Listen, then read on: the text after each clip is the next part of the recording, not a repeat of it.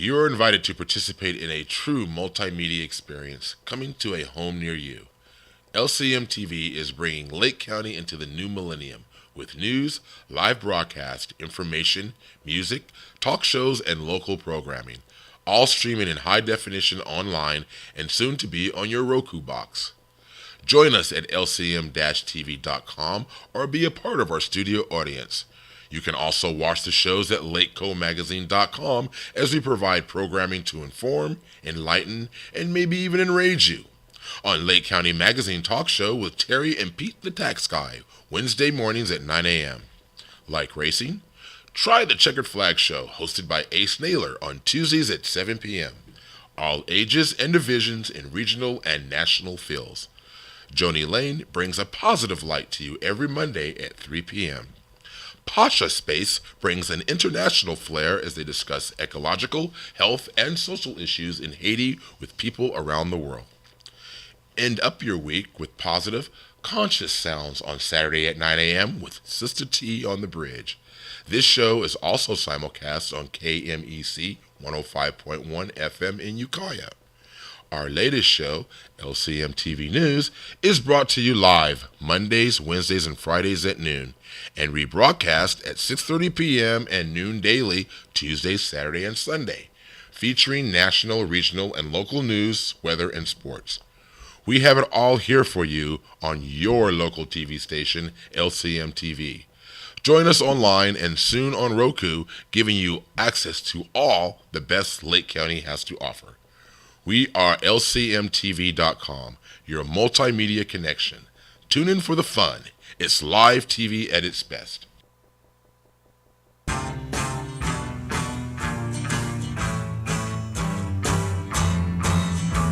The taxman's taken all my dough and left me in my stately home, blazing on a sunny afternoon.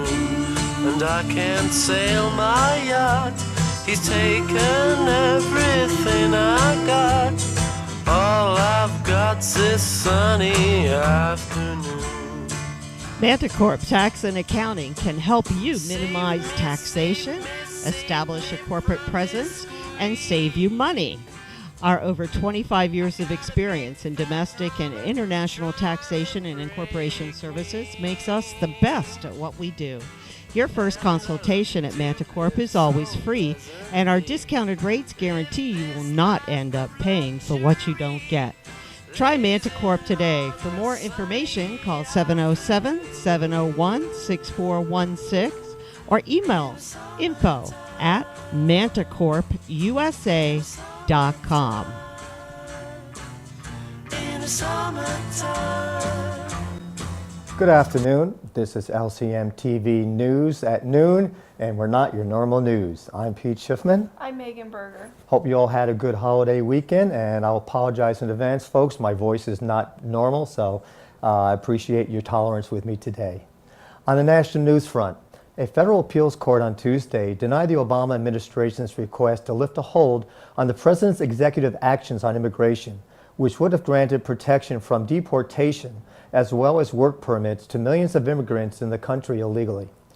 Two of the three judges on a panel of the United States Court of Appeals for the Fifth Circuit in New Orleans left in place an injunction by a federal district judge in Brownsville, Texas. The ruling comes in a lawsuit by 26 states against actions President Obama took in November. Many of the initiatives were scheduled to take effect this month.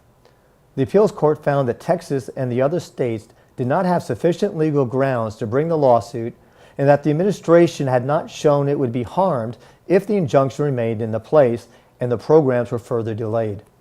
It wasn't immediately clear if the government would appeal either to the full appeals court in New Orleans or to the U.S. Supreme Court. The states suing to block the plan, led by Texas, argued that Obama acted outside his authority and that the changes would force them to invest more in law enforcement, health care, and education. But the White House has said the president acted within his powers to fix, quote, a broken immigration system. U.S. investigators are becoming overwhelmed trying to keep up with the social media barrage by the U.S.-based supporters of the Islamic State, with the latest information suggesting U.S. military bases, locations, and events could be targeted in the near term. The warning comes in a new 6-page bulletin obtained by Fox News. It warns law enforcement and specifically military personnel to be vigilant during upcoming national holidays and military events due to the heightened threat of attacks by the Islamic State of Iraq and the Levant, the ISIL.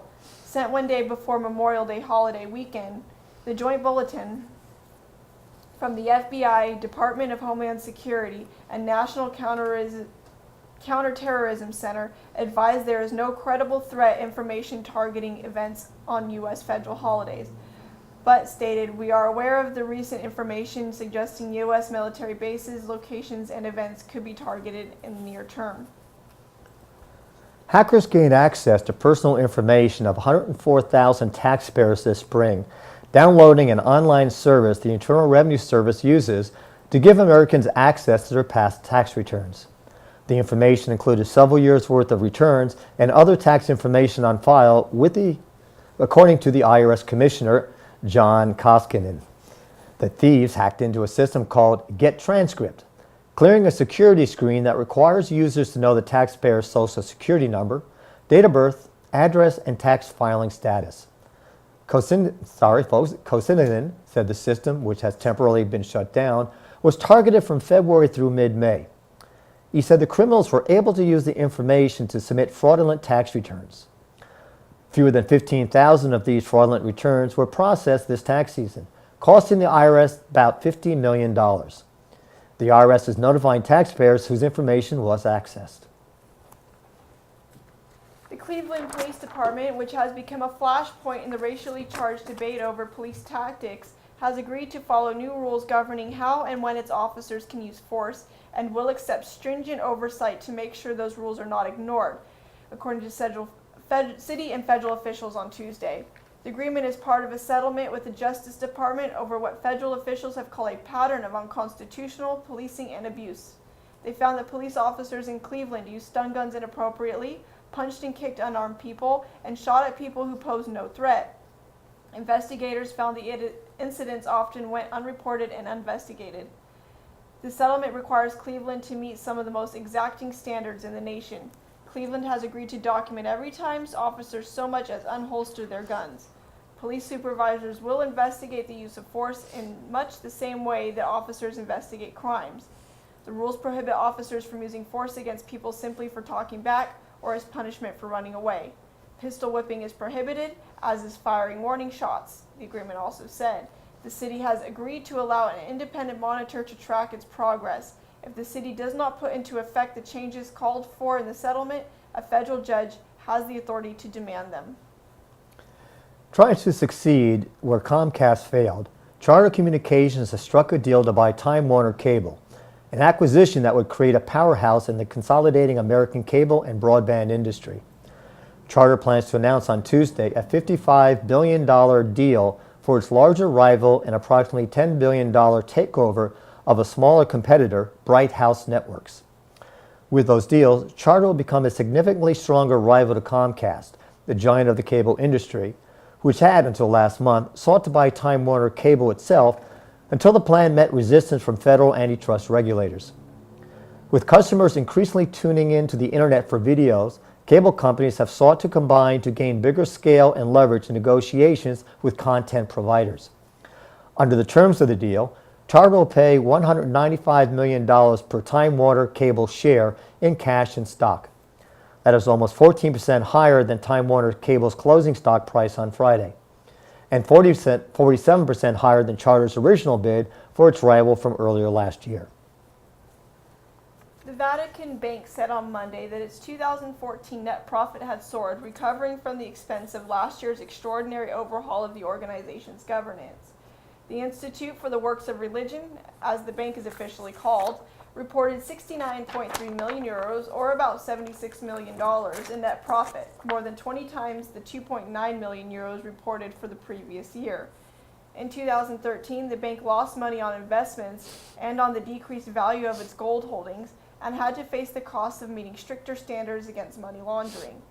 Over the last 2 years, the bank's management has closed thousands of accounts that were either dormant or did not comply with international regulations. In the past, the bank has been accused of covering up malpractice in the account's use and even of following Vatican outsiders to avoid taxes. Only Catholic institutions, priests, members of religious orders, employees of Vatican City, state, and diplomats accredited to the Holy See can have accounts at the Vatican Bank. See, the Vatican Bank's no different than B of A and everyone else. You thought they'd be better. Anyway, two of B.B. King's daughters are claiming the 89-year-old died as a result of poisoning. In two separate affidavits filed in Clark County, Nevada, this weekend, Karen Williams and Patty King named King's longtime business manager, Laverne Toney, and his personal assistant, Myron Johnson, in allegations that medication was administered to King to induce diabetic shock. Using identical wording in documents provided to CNN by their legal representatives, the statements cite the administration of foreign substances by unlicensed and unscrupulous characters as the cause of the guitarist's death. County Coroner John Fudenberg told CNN that initial autopsy results found no evidence to substantiate the allegations.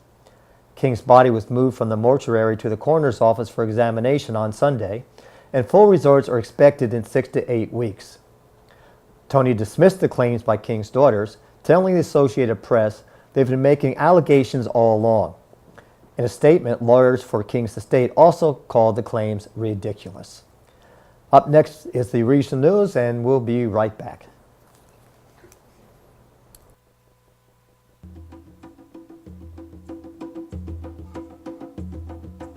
SSS Multimedia is sending you smoke signals, providing their clients with the ultimate communication and multimedia marketing, distribution, production, and web-based services.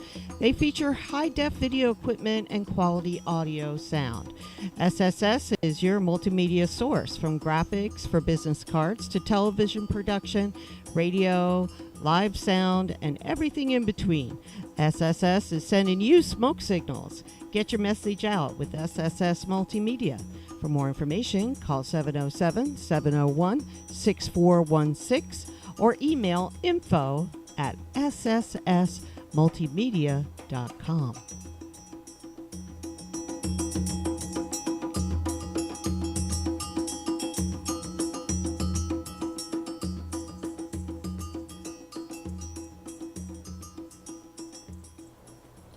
In regional news, a Rohnert Park man who died while scuba diving with friends off the northern Sonoma coast was identified Monday as CHP Lieutenant Jeffrey Allen Ray.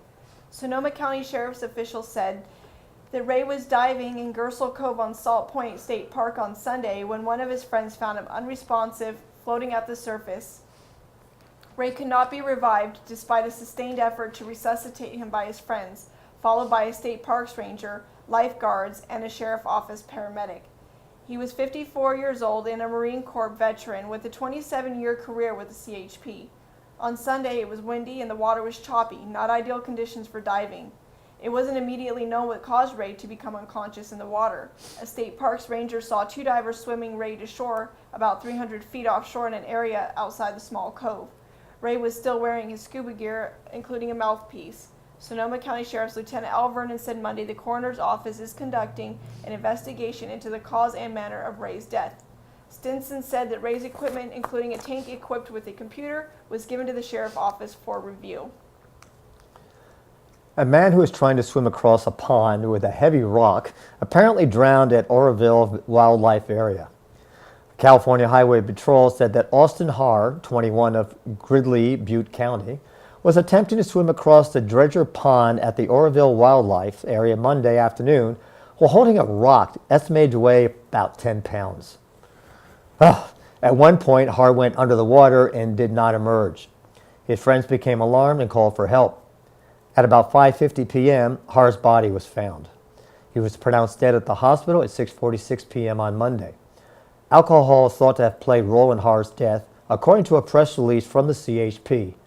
Monday was Haar's 21st birthday. It's pretty sad. Governor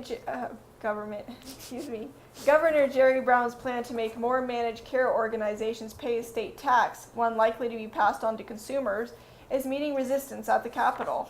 A major part of Brown's proposed health care budget, the expanded tax on managed care organizations, would raise an estimated $1.7 billion to help pay for health care for the poor and pay for a court settlement ending a years-long legal fight over reduced hours for some home care workers. Health plans could choose to absorb the higher cost, or, what seems more likely, it would show up in the bills of nearly 14 million Californians who the California Health Care Foundation said receive health insurance through commercial plans such as Aetna and others with few or no Medi-Cal patients. It is a common practice that taxes get passed on through increased premiums, and so it would not be surprising, according to Mary Cantwell of the state's Health Care Services Department, as she told an Assembly budget panel this month. California has had several versions of the health plan tax since 2005, and the current one imposes a 3.94% levy on the earnings of health plans that serve people receiving Medi-Cal, the state's health insurance program for the poor. Today, the money attracts federal matching dollars that flow back to 27 Medi-Cal managed care plans that currently pay the tax. The tax expires next year, but renewing it in its current form is a non-starter. That's because the Obama administration has told California and other states that such taxes need to be broad-based and apply to all health plans.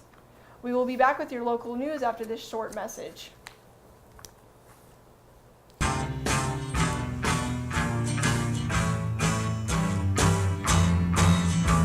The taxman's taken all my dough and left me in my stately home, blazing on a sunny afternoon. And I can't sail my yacht, he's taken everything I got. All I've got's this sunny afternoon. Manticorp Tax and Accounting can help you minimize taxation, establish a corporate presence, and save you money. Our over 25 years of experience in domestic and international taxation and incorporation services makes us the best at what we do. Your first consultation at Manticorp is always free, and our discounted rates guarantee you will not end up paying for what you don't get. Try Manticorp today. For more information, call 707-701-6416 or email info@manticorpusa.com. In the summertime. And welcome back. In local news, on Friday, November 28, 2014, Clear Lake Police received a call from a resident on the 2700 block of Oleander Street reporting he had found a human skull in his yard. The following day, partial remains of a deceased person were located near the residence where the skull had been found. Autopsy and DNA results have matched the skull and remains as belonging to the same person. The remains were identified as 36-year-old Guillermo Figueroa, who was reported as a missing person from Hidden Valley Lake on October 27, 2014. A joint investigation into the disappearance and murder of Mr. Figueroa has been ongoing between the Clear Lake Police Department, the Lake County Sheriff's Office, and the California State Department of Justice.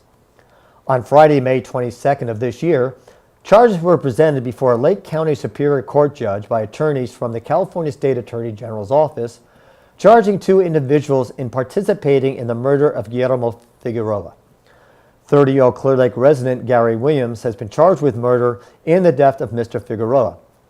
The charges include special circumstances alleging Williams committed the murder while involved in the crime of a robbery. Williams is also charged with other crimes relating to the murder itself, which are set forth in all special allegations portion of the complaint submitted to the court. Williams and 41-year-old Clear Lake resident Crystal Pearls were charged with terrorist threats, dissuading a witness, and burglary, in addition to other crimes set forth in the special allegation portions of the complaint submitted to the court, threatening witnesses in this investigation. Pearls has also been charged with accessory to a crime. The investigation into this murder is ongoing, and additional arrests are anticipated to be forthcoming. Any person with information in relation to this case is encouraged to contact Detective Ryan Peterson at the Clear Lake Police Department at 707-994-8251, extension 320, or the Department of Justice agent Heather Nell. Authorities suspect murder-suicide in the deaths of a man and a woman on Saturday. The Lake County Sheriff Office deputies arrived at the home on the plaza in Clear Lake Oaks for what was initially a welfare check. When they arrived, deputies discovered Laura Ann Matthews, 58, and Carl Garnett McHughes Jr., 53, dead with apparent gunshot wounds as well as a firearm, Lieutenant Brooks stated in his media release. The personnel from the LCSO Major Crimes Unit are investigating the incident as an apparent murder-suicide. However, the final determination is pending autopsy results, scheduled to be completed later in the week, and further examination of evidence recovered at the scene. Anyone with information regarding this case is asked to contact LCSO Detective Jerry Fan at 707-262-4200. The name of the victim in Friday's deadly crash in Lakeport has been released. On May 22nd, Nicholas Ivicic of Lakeport was driving his 1997 Honda Civic with female passenger Franny Shetter, also of Lakeport, southbound on Parkway north of Lakeshore Boulevard at an unknown speed. As Ivcevic was rounding a right-handed curve, he lost control of the vehicle, allowing it to leave the roadway, collide with a utility pole. Due to the force of the collision, Ms. Shetter received major injuries and had to be extracted using the jaws of life. Medical personnel transported Shetter to Sutter Lakeside Hospital, where she was pronounced deceased. The driver was later transported via reach to an out-of-county hospital. Both occupants of the vehicle were wearing seatbelts at the time of the collision. The collision is still under investigation by Officer Erickson. It appears alcohol was a factor in the cause of this collision. Ivcevic was placed under arrest at the scene for felony DUI. The City of Clear Lake will consider amendments to the previous ordinance modeled after the county's urgency ordinance replaced by Measure N last year, now in effect in the city limits, allowing 6 plants at this Thursday's meeting due to a referendum which rescinded their zero tolerance ordinance. A copy of that ordinance can be found at lakecomagazine.com. It includes the stiff penalties from the rescinded ordinance and includes a very broad definition of cultivation, which includes processing of the plant, a definition that is not included in other definitions of the word, and limits processing amounts to the equivalent of 6 plants at any given time. Collectives and co-ops will only be allowed to grow 6 plants as well. There will be an opportunity for public comment on this at the next Clear Lake City Council meeting, Thursday at 6 p.m. at the Clear Lake City Hall on Olympic Drive. Well, you know, coops could be right because they're allowed to have chickens and hens like that. Anyhow, folks, the Sheriff's Office has become aware of a phone scam that has recently been occurring in Lake County. A Lake County resident received a fictitious telephone call from an individual identifying themselves as a representative of the Sheriff's Office. The caller told the local resident they owed a fine and requested bank account information. The resident felt this was suspicious and did not provide the information. These telephone scams are occurring nationwide. Citizens should be suspicious of any caller who identifies themselves as a law enforcement official or government employee and then demands a fine to be paid immediately over the telephone via credit or debit card or prepaid cards. These callers are reportedly intimidating and threatening when demanding fines be paid immediately. Law enforcement officials do not call people and demand that fines be paid immediately over the telephone. If you receive a telephone call from someone impersonating a law enforcement official and have caller ID, record the telephone number, ask the caller for their name, badge number, agency they are employed, and their callback telephone number, and the court or case number they are calling about. Tell them you will call their agency and hang up. Do not provide any credit or debit card or prepaid debit card information to these callers. Also, do not provide any of your personal identity information. If you have any additional questions regarding protecting yourself or your family from telephone or email scams, you can visit www.irs.gov, click on Tax Scams, the Federal Government Financial Fraud Enforcement Task Force at www.stopfraud.gov. This website will point you to what agency you need to report your fraud. They will have a link for tax fraud, insurance fraud, identity theft, and many more. The website also contains information on how to avoid different scams. www.fraud.org is from the National Consumer League and provides you information on current fraud scams and how to obtain information. www.fbi.gov, the Bureau of Investigation, will investigate common fraud scams, investment-related scams, internet scams, and senior citizen scams at 510-515-2673. After multiple attempts to lift the urgency ordinance and connection moratorium on the Paradise Valley water system failed, the operation will be consolidated with the Clear Lake Oaks County Water District, according to Lake County Special Districts Administrator Mark Dellinger. The system has been challenged with capacity issues since 2004, which resulted in the urgency ordinance and moratorium. Additional wells have been drilled in an attempt to remedy the lack of water supply, but to no avail. Other than consolidation, building a surface water treatment plant was considered an option that might permanently solve the issue. However, the expense cut the appeal of this plan. The operations and maintenance costs would be very high for all customers, Dellinger said. The Clear Lake Oaks County Water District has sufficient supply to accommodate the 75 connections in the Paradise Valley water system. In order to consolidate the water systems, a total of 1.8 miles of pipeline must be installed within Highway 20. Caltrans has agreed to include the pipeline installation in their project schedule as long as the undertaking does not cost any delays.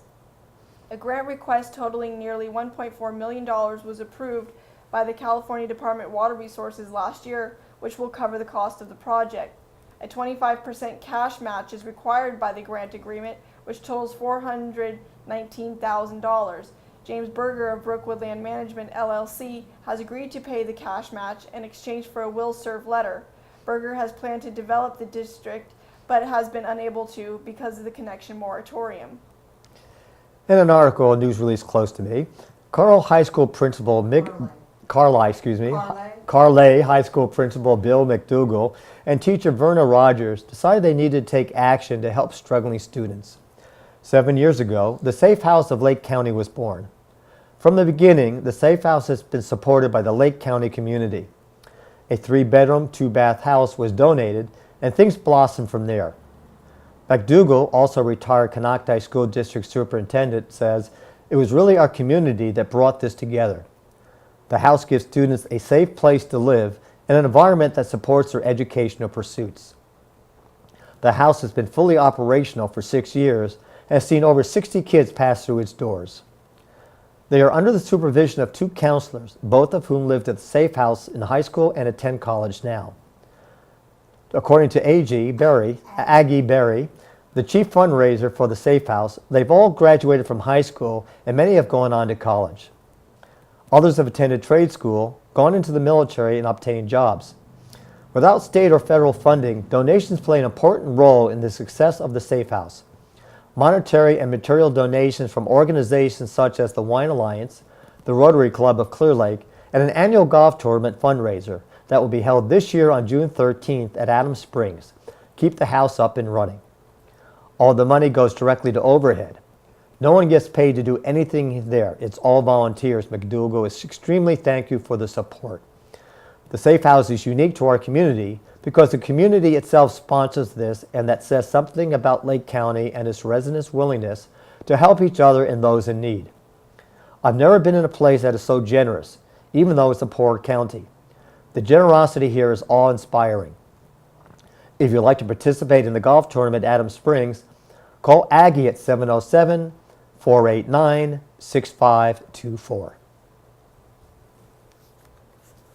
The Lower Lake Days Parade dazzled the crowd of about 3,000 onlookers on Sunday, not because of the spectacular flower-covered floats, but because of its local flair for the odd and unusual.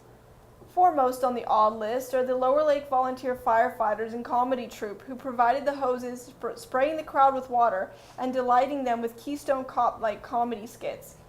The Lower Lake volunteers rode and walked alongside their fire engine, a 1929 Model A water truck nicknamed the Funny Wagon, wearing red long johns and with no shortage of water. Near the parade's end, the Funny Wagon crew were hit with a coordinated barrage of water balloons, courtesy of Lower Lake High School students and alumni. Parade participants dressed up in all manner of costumes and walked alone, in groups, or with their pets, many also in costume. One man pulled a wagon with a black rabbit in a cage, while another participant had a caged guinea pig. Most of the pets were of the canine variety. Grand marshals of the parade were Glenn Corky and Sharon Schmidt, who rode in a Kelly Green antique convertible.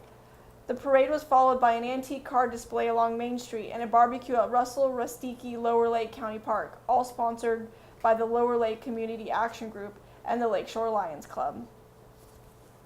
We will be back with the weather.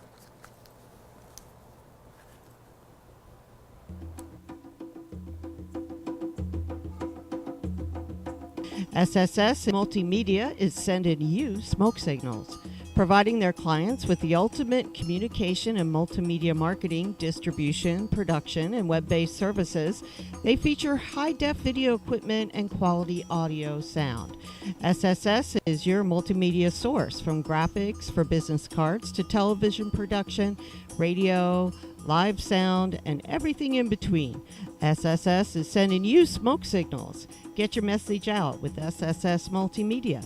For more information, call 707-701-6416 or email info@sssmultimedia.com.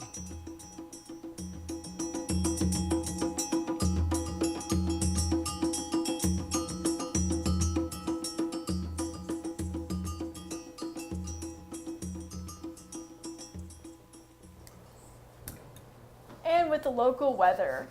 Today, there will be sunny skies and a high of 83. Winds out of the south-southwest at 10 to 15 miles per hour. Tonight will bring a mostly clear sky with a low of 56. Winds staying to the south-southwest at 10 to 15 miles per hour. Thursday will be partly cloudy. The high will be 86. Winds shifting to the south at 10 to 15 miles per hour. And at night, there will be some clouds early, which will give way to generally clear conditions overnight. The low will be 59. Winds will be back to the south-southwest at 5 to 10 miles per hour. Friday brings back the sunshine mixed with some clouds. The high will be 88. Winds stable from the south-southwest, also 10 to 15 miles per hour. There is no chance of rain in the immediate forecast. Getting hot again, isn't it? Makes my arthritis feel good. All right, folks, in sports today.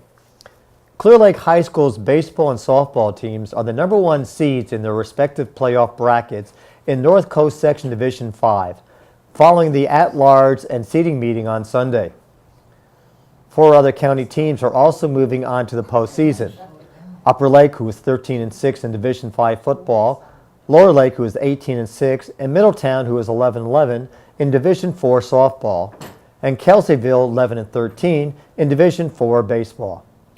In baseball also, Clear Lake 24-0 presides over a 16-team bracket in Division 5 and will open today at home against Bay School, who is 10-12, from San Francisco, who is number 16 seed.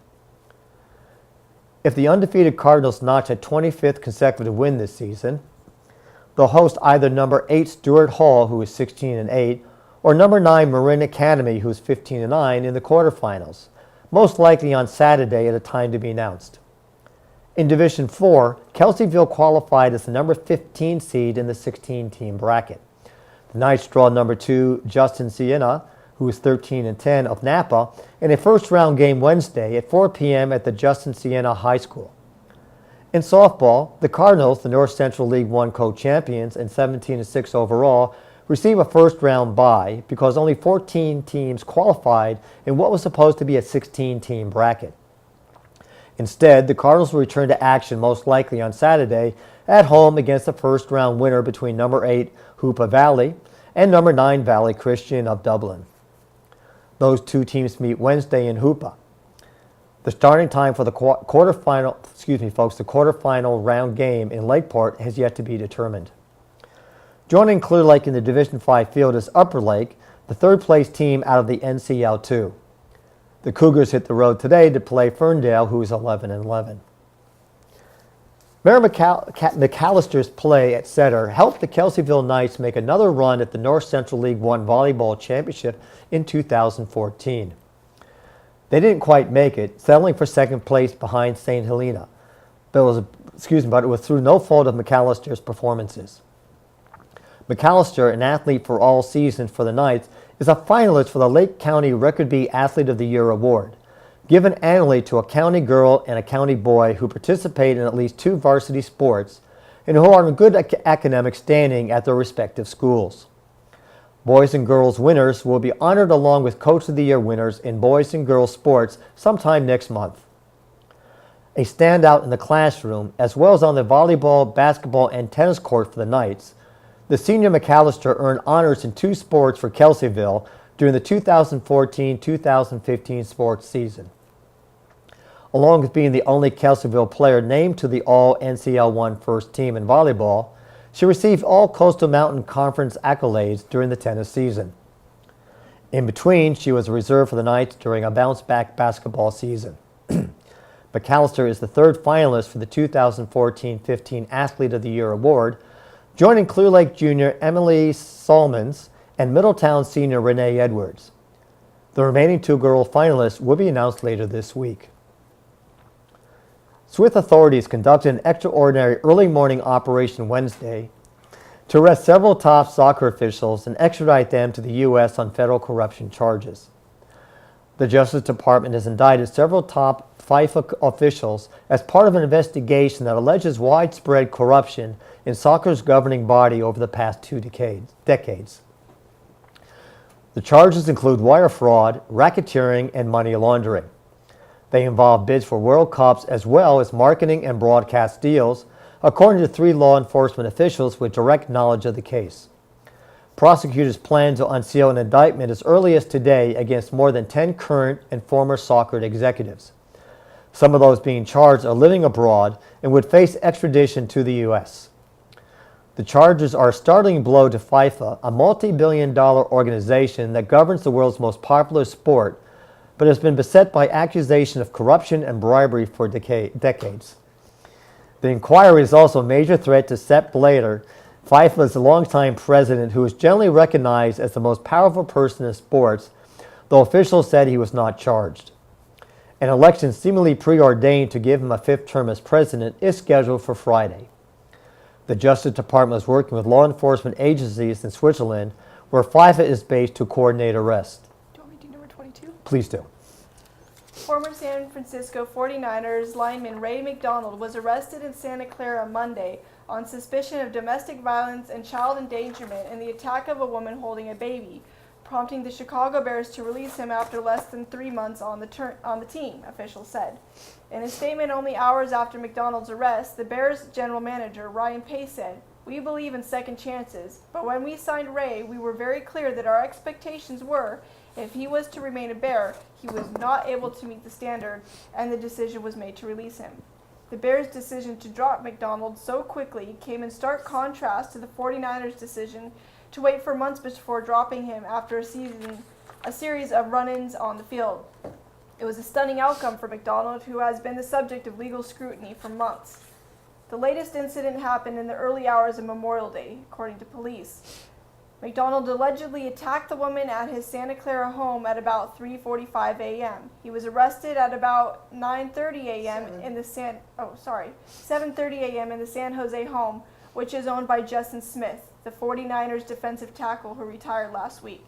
McDonald was booked into Santa Clara County Jail on suspicion of misdemeanor domestic violence and child endangerment. He posted $15,000 bail Monday afternoon and declined to speak to reporters. Harden scored a playoff career-high 45 points as the Rockets led from start to finish to avoid elimination in Western Conference Finals with a 128-115 victory over the Warriors on Monday night. The Rockets had a big lead after tying a playoff record with 45 points in the first quarter before Stephen Curry landed on his head in a nasty spill midway through the second and missed about 12 minutes. Curry said he went through the concussion protocol before returning. Curry was injured after he jumped in the air as Trevor Ariza was about to go up for a shot. Ariza saw him and stopped abruptly, causing Curry to be upended in midair when he crashed into Ariza's shoulder. His head hit the court and it propelled him up and back onto the floor, where he remained for several minutes. Thompson picked up the slack with Curry out, hitting 4 3-pointers in a 23-9 run that gives the Warriors within 66-59 with about 30 seconds left in the first half. Green led the Warriors with 15 rebounds and also contributed 21 points. The Warriors take on the Rockets this evening at Oracle Arena to try and wrap up the series once again. I saw the video of that. It was nasty spill. Yes. But he's young. In our final word, the very country which brought the world one of the most brutal and intolerant religious ideologies, Wahhabism, while operating the most oppressive modern-day theocracy, is vying for the presidency of the UN Human Rights Council. Saudi Arabia has come to represent theocracy, oppression, brutality, and even at times downright barbarism. And seeing how the kingdom has become infamous for carrying out death sentences by beheading, it's safe to say the upholding the principles of human rights is not exactly the regime's forte. Yet King Salman, the new self-proclaimed custodian of the two holy mosques, did not flinch when he declared on May 20th that the Saudi Arabian government guarantees freedom of expression and opposes discrimination. The king went on, "The pillars of the state are built on Islamic law that calls for the protection of human rights, and governance in the country is based on justice, consultation, and equality." But since those pillars the king is so keenly referring to are themselves based on the Wahhabi interpretation of Islam, a sect by its very nature reactionary and fiercely oppressive towards all it does not approve of or understand, Saudi Arabia's justice system is merely a reflection of such. Fast forward a few centuries, and Wahhabism is as bloodthirsty and intolerant as ever. Talks of equality and justice are as intangible as mirages, and yet the kingdom would like the world to believe in its gospel of justice. Not content with professing the righteousness of his rule, King Solomon now harbors ambitions for the kingdom to the head of the United Nations Human Rights Council. On the very same week, Saudi Arabia called for experienced swordsmen to join the kingdom's execution squad. Reports confirmed Riyadh is... Oh, excuse me, folks. Go back to your papers. I guess we ran out of memory there. Is prepared. It's the last sentence. Okay. On the very same week, Saudi Arabia called for experienced swordsmen to join the kingdom's execution squad. Reports confirmed that Riyadh is preparing to lobby the United Nations to become the next head of the Human Rights Council after Germany's term ends in 2016. What an oxymoron. Good improvise there. Thanks. I know. Thank you for joining us, folks. Lake County, Mass. LZM TV News at noon can be seen every Monday, Wednesday, and Friday. Please join us this Friday at noon for the updated news. I'm Pete Schiffman. I'm Megan Berger. Have a great day. See you on Friday. Da-da-da-da-da-da.